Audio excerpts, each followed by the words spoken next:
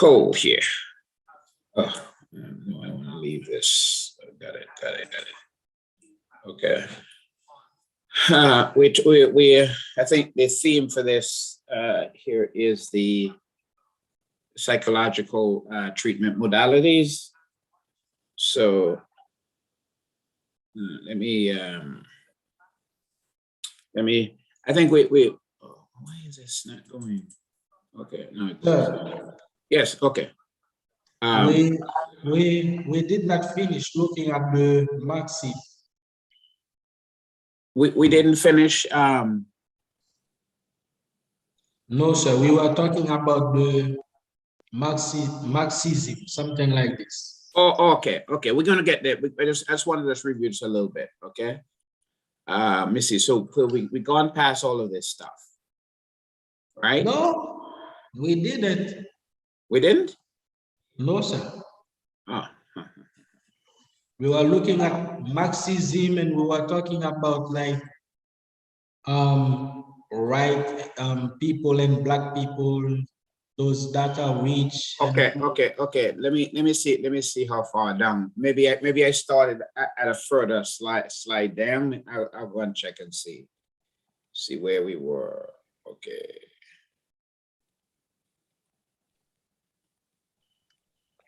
No. So this is not it then. No, sir. No, you're probably right. Okay, let me go find where I was. Okay, me bad. Let me share screen. Okay, no, we're not yet. Okay. So now just interpersonal well-being, behavior, okay. and Marx theories. Yeah. Okay, just bear with me. Let me find it here. And it wasn't a PowerPoint. It was more of I believe it was a PowerPoint, sir. It was a PowerPoint. Okay, so my thing is paused. Let me go find it. I thought, let me go into the right here. And this is the third year. First year, second year, first year, third year. Let me see if it's in that folder. See if it's in that. Okay, human. Okay, right. Okay, let's go right here. Maybe this is right here. Okay, let's see. Okay, you're correct. Very correct. So now I can go and share, right? Let me go to share. Yes, sir. How do I get it back? So we go to share here. And then I can go right here and share the screen. I think this is it, right? Yeah, share. Okay, so now we're back where we're supposed to be. Okay, now I'm there. Okay, so I go back here and do it this way, and then do it this way, and then do it this way. Okay, thanks for. Okay, so all right, okay. So and I remember we looked at the Amos passage that talked about how the poor was being treated, and the extreme of human behavior directed towards another person, to where they were falsifying the scales. You go to buy a pound of sugar, when you get home, really it's half pound. So they had rigged the scales and everything like that in order to rob the people. And then it says that they may buy, the poor for silver, and the needy for a pair of sandals. Even sell, bad wheat. So they did everything that was corrupt in the commercial world. In other words, a pair of sneakers they will sell you for $100 and something when it only cost them maybe $2 to manufacture. You know what I mean? So it's and the funny thing about that is because I go to China a lot, and so I go to some of these factories, and a pair of sneakers may cost them, an employer, the people who are working in a factory, it may cost them maybe $1 in the whole production and the paying for labor and all of that stuff. But by the time you hit Jamaica or hit the US, the price of the sneaker is over 100 and something US dollars for a pair of sneakers. So these people are making, lots of money, but it's all because they're powered by greed. So that's kind of where, the context of some of that is. So Jesus said, you come that we may have the full and abundant life. So let's look at some of the various theories. Let's look at some of the various theories. And so I want to look, first of all, at the social exchange theory, which starts with the assumption that humans are by nature self-centered creatures. That's the first, what should I say, way of approaching human behavior, understanding human behavior. In other words, this kind of philosophy is centered around the notion that you have to keep your eyes open, okay? Because we are driven by our own greed, our own instincts. And because we're driven by our own instinct, therefore, we are really technically just share animals in terms of our behavior. In 2 Peter, Peter categorized people like this as irrational brute to be caught and killed. That's how Peter categorized them, that kind of a behavior. So the social exchange theory starts with the assumption, of course, that humans are by nature self-interested creatures. Remember James chapter 4, the first 4 verses. James says, what's the cause of the quarreling among you? What causes war? And he said, isn't it because you lost, you want to have and you can't have? So he's saying, what's driving all of this? If you listen to the world news, right now there's a lot of debate, not debates, but maybe anger and finger pointing between the United States and Russia. And one of the main reasons that the United States is ready and preparing to go to war with Russia, because they believe that Russia is getting too rich.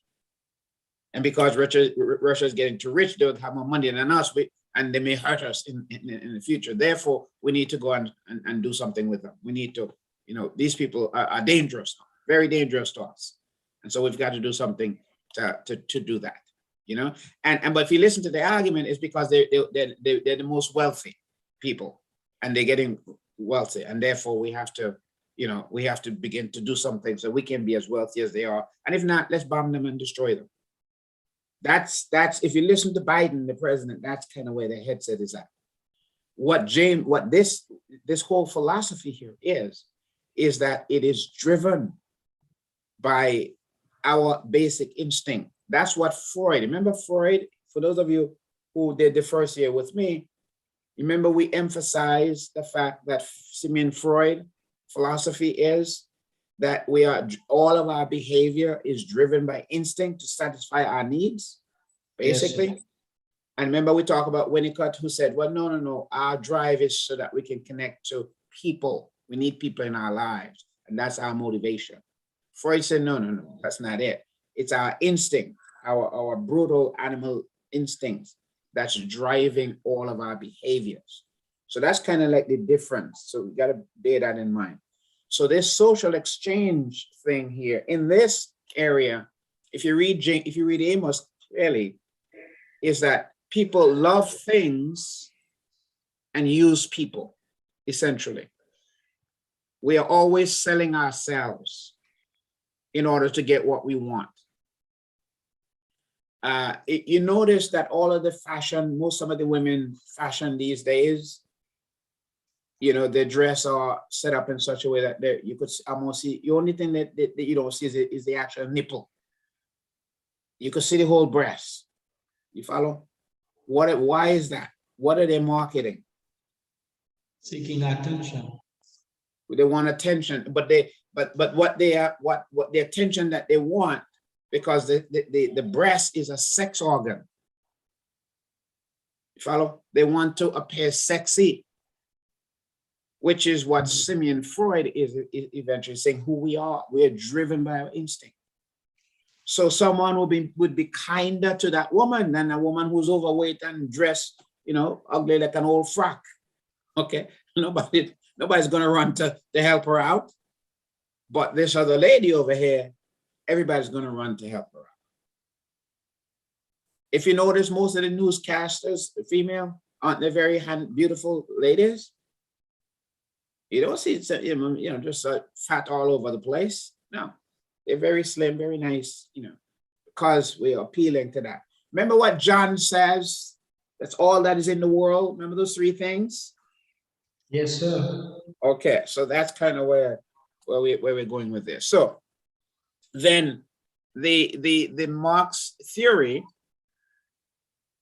the Marxian theory begins with the assumption that humans are special, inherently social, and drawn to others, and inherently creative. That's the Marx approach to things.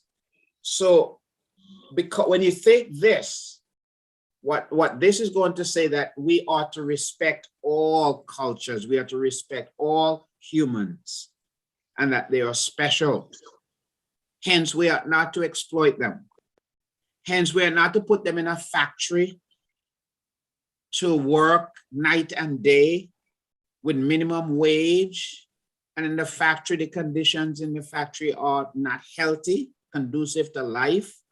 And at the same time, what they are manufacturing, they cannot afford to buy. So they're making things that they cannot afford, to own themselves. So Marx is saying that is inherently wrong, and that's what drive communism in the first place, because it was the exploitation of people. So if you look in China, for example, where in some of their factories, to see where the conditions. I went into one factory and I had to put my hand on my nose from the chemicals as they were trying to show me everything that they were doing. And I was dying to get out. But these people are sitting there for hours and hours working in those conditions. And we're talking about young people. We're not talking about old people. We're talking about young people. Because you go straight from the middle school to the factories in China, basically. So you're talking about young, 16-year-old people who are sitting in these conditions working, so that Walmart and some of the big stores can have, their product. So a lot of the stuff that you're wearing, some of it were made by these people who are working under some of the most adverse conditions, low wage, because they all have, most of the factories anyway have dorms. So they feed you and you live in the dorm, just like you live in a dorm at School of Preaching. That's how these factories are. So they don't have to pay you because you're living in the dorm, provide you food, they give you a little stipend, and you work until you die. When you can no longer work, that's it. You go out to the street and beg. So Marx is saying that this is an atrocity, that this is not the way human society ought to be, because humans are special, inherently social, and drawn to others. Now, in 1972, probably 1972, 1975, somewhere around there, when the Michael Manley in Jamaica became into power. Some of you probably too young, don't quite get this, but I hope you research it, where the slogan in Jamaica was heavy manners. And that Jamaican society, the political slogan was democratic socialism, which was coming from the same view. And the view is that people ought to be respected and honored. And so in Kingston, downtown Kingston, in Kingston 7, I think it was, where the big insurance companies and the banks were, there were only light-skinned ladies who were working in those banks. All the secretaries were light-skinned, beautiful women. And if you were dark and black, you could not get a job in the bank in Jamaica until Michael Manley came to power. I think it's either 72 or 75, and reversed all of that, basically. And he also nationalized the Bauxite Company, because then his argument was, we own it, but yet all the profits and everything is going overseas to other countries. Why can't it stay here to benefit our people?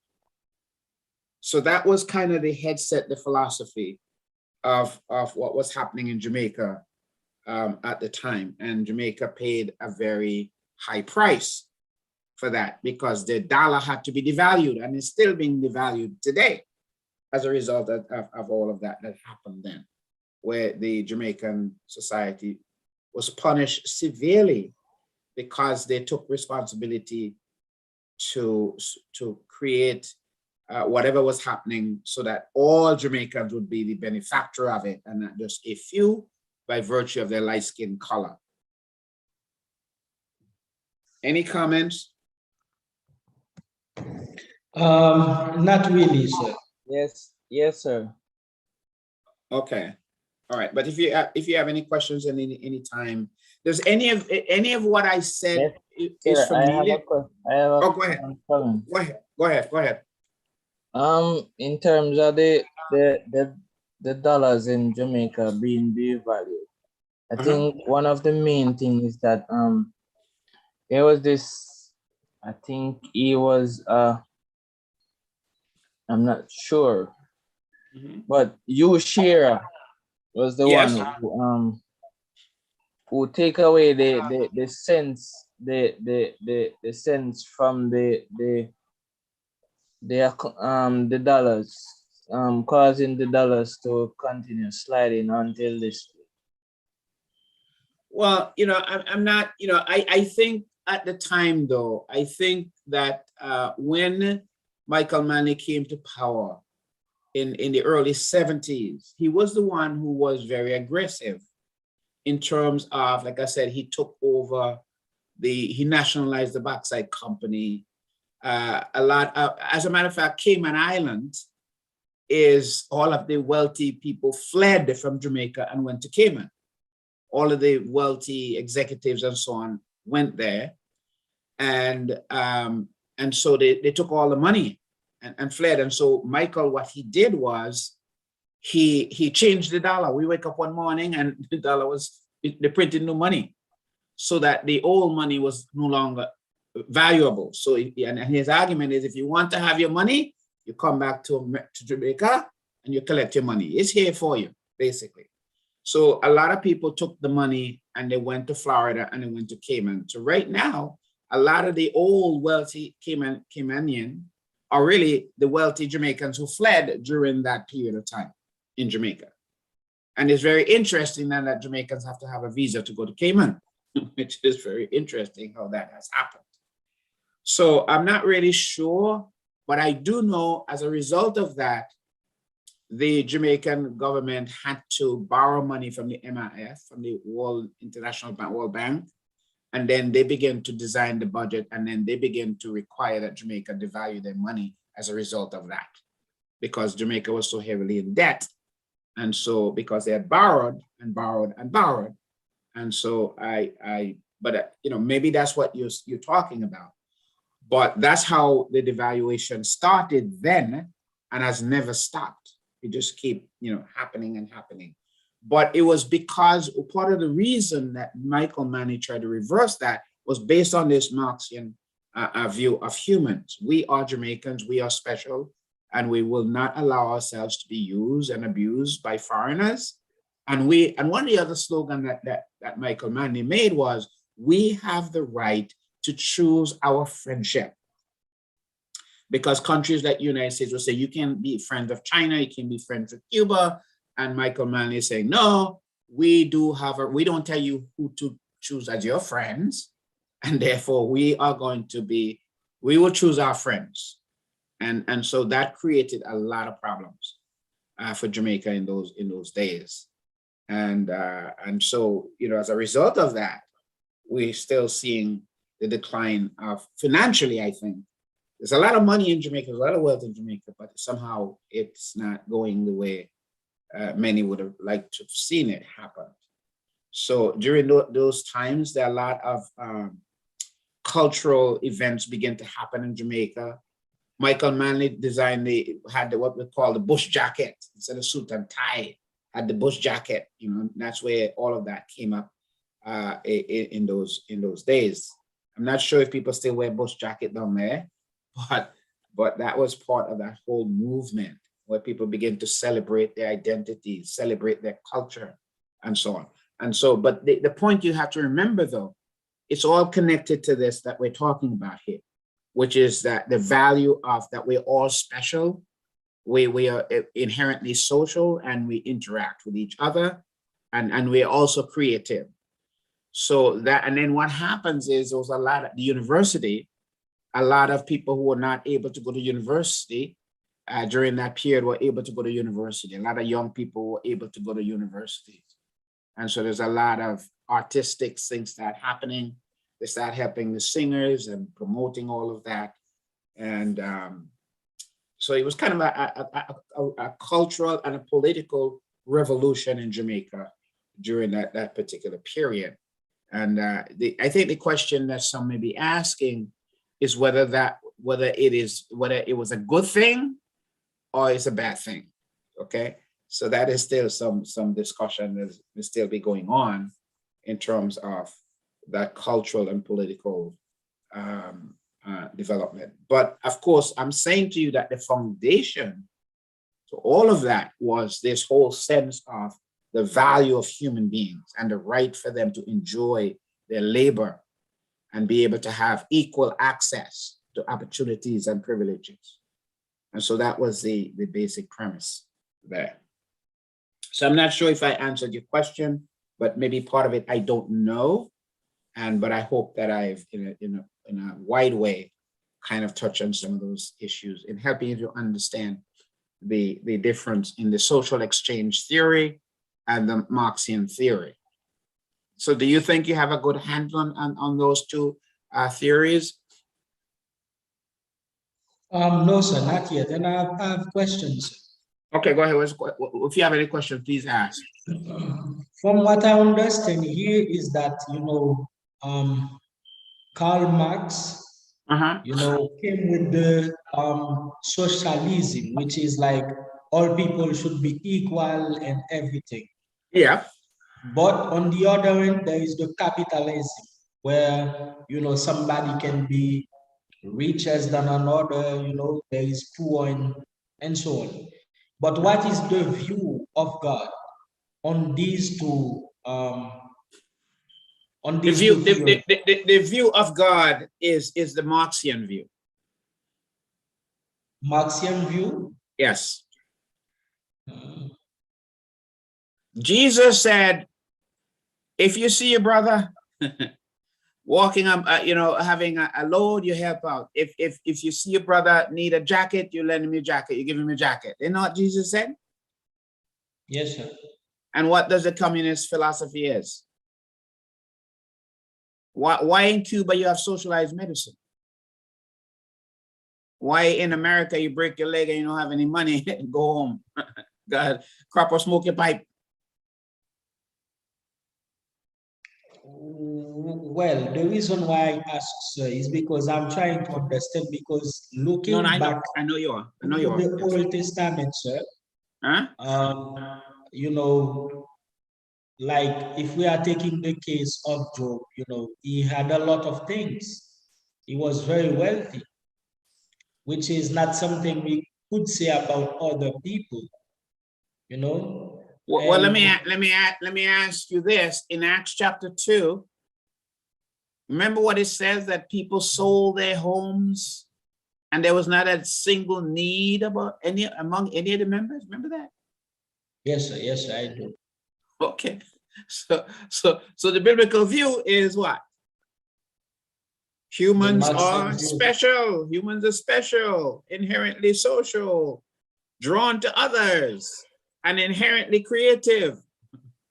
Yes, sir, I agree with that, because I believe that when the rich man asked Jesus what he shall do if he want to go to heaven, so Jesus said to him that he needs to share his goods with others who doesn't have. Right. But remember, what I want you to tie all of these things to is, if you notice the very top of the slide, I came that they may have life and have it more abundantly. Follow? So Yes. anything in society that impinged on you having the full and abundant life can't be biblical. Has to be the opposite. Because Jesus came so that. And the full and abundant life is not just die and go to heaven. It's talking about the quality of your life. And if you follow the guidelines laid down by Jesus, where it says we are to love one another as we love ourselves, remember? Yes, sir. It says, by this shall all men know you are my disciples, if you love each other as I have loved you. Therefore, if you follow that model, it means you're going to be looking out for each other. You wouldn't watch your next door neighbor starving while your house is overflowing with bread. Now the thing is, no matter how bad we teach, it would be very difficult, if not impossible, for us to call the members of the church to, you know, gather together what they possess as assets or goods. For the whole body, it would be really difficult to do that. Well, let Because me we ask. have too much, obligation or bills to pay and everything. Well, let me put it to you this way. Let me put it to you this way. To your suggestion, to a comment. In the book of Acts, again, in the second chapter, Yes. it says there was not a single need among them, that people sold what they had and share it. They brought it to the feet of the disciples, and they ate and have fellowship all day and enjoy themselves. The question that you probably need to ask is this: why is it the first century disciples had such a revolutionary change in their way of life? And the answer has to be, it is the power of the gospel that they were truly converted. And so you then have to reason, maybe the reason that we live the way we live today as Christians is because we have not yet been truly converted. We are counterfeit Christians. We are false Christians. We think we are, but we are not. Let me give you a typical example here, that in the United States, you may have a congregation with probably 8,000 members. Their contribution, maybe they collect over $100,000 a month, or the weekly contribution may be 75, 100 grand contribution. Their minister may be making over $250,000 salary. 2 blocks from where that Church of Christ is, there's another Church of Christ. And they're meeting in a little storefront. And they can't afford to even pay the rent or do anything. Okay. So I ask you, and they are all saying that they're children of God. They're all saying that they're brothers and sisters. My question is, how come one group is so wealthy and the other group is so poor? And if God is their father, you're telling me that God have children that can't have shoes, and yet he provide the other children with private jets and yachts.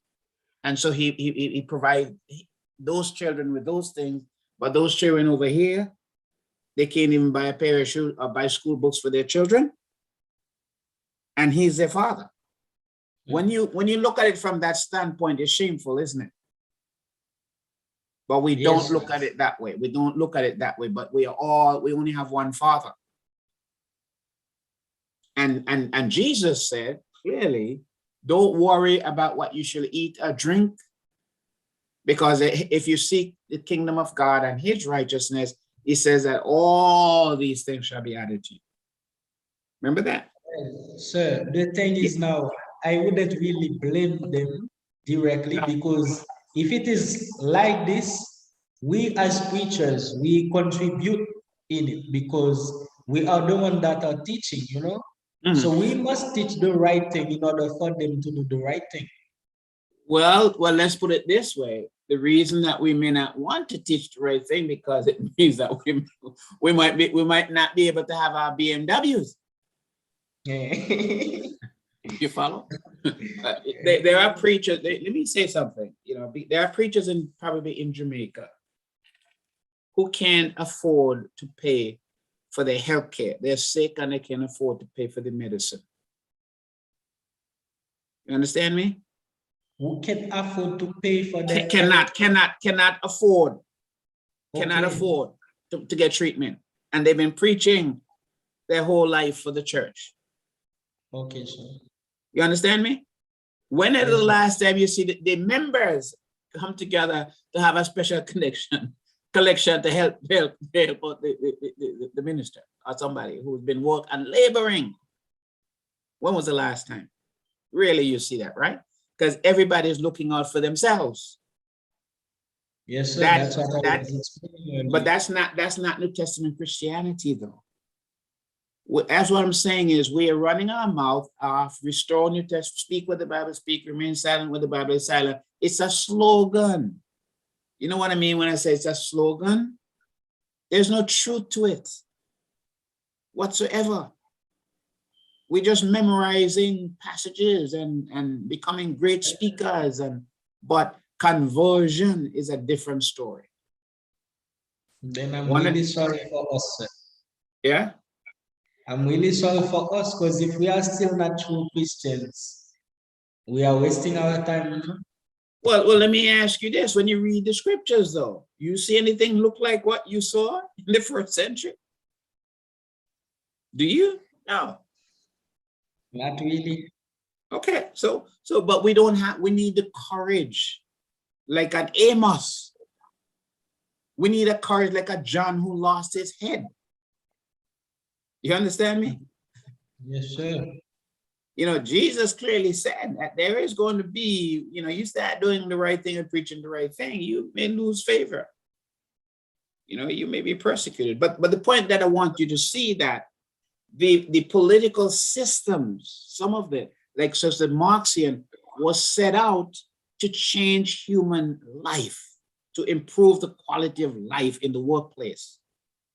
So this Marx salvation is a salvation for equality and financial responsibility. So that's the God that Marx was preaching. The gospel that you are preaching is a gospel that go after the soul to make sure that the soul is secure. You understand? So there's a difference in the emphasis. Marx was talking about how to create a situation that people can be more financially responsible and probably have an opportunity to feed their children. So he was looking at the physical side. The salvation was in the physical. But you and I are catering for a different level in terms of the full and abundant life. So that's kind of one of the differences yeah, go ahead. What would be, sir, of our dreams? Because, we all do not have the same dreams. Mm-hmm. Maybe as you have said earlier, somebody may have a dream car, but when he's in the socialist country or he is living with the Marxian view, he's not gonna be able to achieve that dream of him. Well, but it's a dream though. For example, like if you take, for example, like I said, I've worked in China a lot. Now in China, which is a different brand of communism as opposed to Cuba, in China, you break a leg and you don't have any money, there's no way it's gonna be fixed. In Cuba, it's different. In Canada, it's a little different because it's socialized medicine. In the United States, huh? Canada is a socialist country. Yeah, well, they have socialized medicine. Everybody have the medicine. You follow? I thought it was capitalized. Well, it's sort of a blend because you can, it's everybody's have healthcare.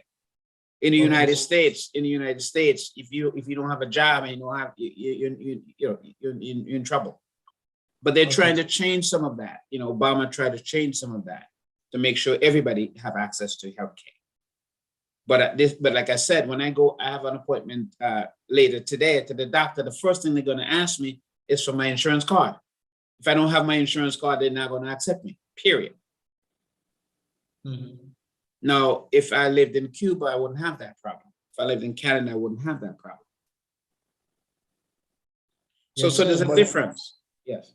Yes, That's sir, true. but as I was saying, it is the dreams that we are following which help us sometimes, which make us sometimes not to think about others, because we Right. do not have the same dream. Yeah. Well, the dream though, but remember, the dream has to be, Jesus said, do unto others as you would have them do to you. So once you have the dream, in Philippians chapter 2 and verse 4, it says, let this mind be in you as was also in Christ Jesus. As you read the rest of the verse, he humbled himself. He subjected himself in order to help others. He was not selfish or greedy. He did not look out for his own personal agenda. And that's what conversion does. Conversion opens you to the plight of others. Why do you think that, people like, what's that woman's name? The Catholic lady, she died. Mother Teresa and people like that. They gave their whole life to service. Think about the nuns in the Catholic Church that give up everything, marriage and everything, in order to serve others. They don't get paid. You know that, right? Maybe depending on where they are, because I know like the Catholic priests and mothers, as you said, are being paid. Maybe not paid exactly, but they provide house for them and food and stuff. Yeah, well, they're providing housing, but it's not a big house. It's not all of the things that you and I may have. They have Well, nothing. From what I heard in Haiti, so it is a whole different thing, because these people are living good life. Oh, that is not true. I worked for the Catholic. I was a foster care agency, and I right in the building. They live right in the same building. Okay, these people live marginal life. I have where I work now in the jail. One of the nun comes in every day and does a service for the Catholic community. Okay, these people are not very wealthy people. They don't live high in the hog.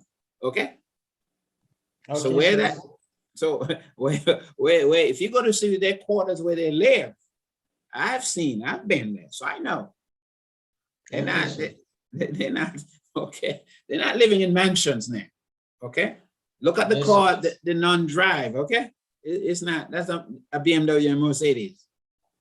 You said something really important, sir. Yeah.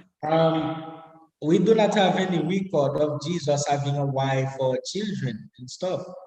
Right, I understand. It is a whole different thing for us, because when you have a children now, a family, you are thinking every day about what you need to do for that family to keep it happy, which is something that the Bible commends us to do. So I understand. I understand, but the point is, in a capitalist society, why would Bill Gates need $80 billion? Why? When the ordinary person in the street can't even survive, and you got to understand something. Poor people work longer hours and harder hours, and still will not get to the Bill Gates of the world. You understand me? So it's not like the slaves. The slaves work night and day, but they had nothing to show for it. While the master didn't have to work, they absolutely nothing and had everything. So the Marxian philosophy is this is inherently wrong. Which is also Christianity is saying is wrong. Sir. Yes. like the passage in Luke with the young rich man. Yes. I would classify it as something as Bill Gates. Bill Gates have a lot of money, but he's not willing to share some of it with the poor. So when it says that it's harder for a rich man to enter into the kingdom than a camel to enter to the eye of an eagle, I think that is referring to Bill Gates not being generous, or Right. Well, I think it's specifically talking about a political way of life, such as the capitalist way of life, which is the more you have, the better it is, and therefore you climb on the backs of others in order to get to the top. So that's kind of what Amos, remember the first passage I showed you? That's what that was about. In other words, in order to get to the top, you have to climb on other people to get to the top. You have to exploit other people in order to do that. And, I asked, for those of you who are in Ephesians class, one of the things I was hoping you would discover is that the financial banking system really started in Ephesus. And so later on, we saw in Germany, for example, where the whole enterprise was during the Reformation period, where the philosophy was that if you are a good Christian, you will demonstrate by your wealth. In other words, but you can't spend it, because then that would be sinful. So you have to bank it. So the spirit of capitalism is the investment process. In other words, the more money you have, the more you show that God has blessed you. But you can't go out and buy cars and buy all of this and spend on worldliness. So then you have to bank it. You see the headset? That Yes, was sir. part of the Protestant movement, hence the banking, the investment, and all of that. Because if God is giving you all of this money and you can't spend it frivolously, then what do? You bank it. And you make more money and you lend it to other people in subtle ways. But that's the whole banking system of the capitalist system. That's how it works, basically. Yes. But yes, we all want to have more. That's the greediness, which is the first one up there. But notice now, let's look at the next paragraph. Because of these varying assumptions, their vision of Ethiopia or the peak of their happiness in social is in fact in social relationship differs markedly, and I'm going to show you how they differ. In other words, the goal in these two different thing I put up there, look at how they're different. In fact, this, and you need to remember this piece right here.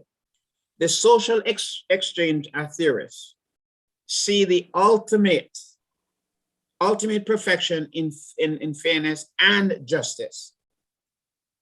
Social inequalities may exist, but only insofar as they are based on norms, reciprocal, and in the principle of the distributive justice. In other words, so long as justice exists, then we can have all of these inequalities, because perfection is sort of the ultimate goal. You see where do you understand what that is? In other words, so long as I rob you fairfully, I mean clearly, if I rob you legally, it will be okay. You follow? Yes, sir. So long as I'm not breaking the law to do what I'm doing, but who's making the laws? Let me give you an example. In the Old Testament, when a man takes another man's wife, what happens to him? He's being stoned to death. And when another man commits murder, what would happen to him? He's been stoned to death. When David took another man's wife and then had the man killed, what happened to him? Nothing happened. Why do you think that was? Maybe because he was a king. Because he had the power. That's the point. Because because he had the power, so he could he could do whatever he wants to do, essentially, right? But so that's some of the inequalities that exist. So I can't see that piece, but Jesus said you should know the truth, and the truth shall set you free, isn't it? So that's the passage that I put up there. That I can't read it because my screen is covering that up. Can you see that? In John 8, verse Yes, 31. sir. Okay. So that, if you can say it, sir. So fairness and justice can be achieved in a number of ways, which do not necessarily alter the objective idea about what it means to be fair. That's the whole social exchange theory. In other words, a landlord can, increase the rent, but at the same time, don't. Excuse me, sir. Yeah. I think Brother Solane is telling you that our time is up. Oh, I'm so sorry. Okay, so time to go. I have to go. Okay. Yes. We will pick up from here next time. Please remind me where we left off. Yes, sir. Yes, sir. Okay. Okay, let me see how I get out of this. Okay. Stop sharing. Stop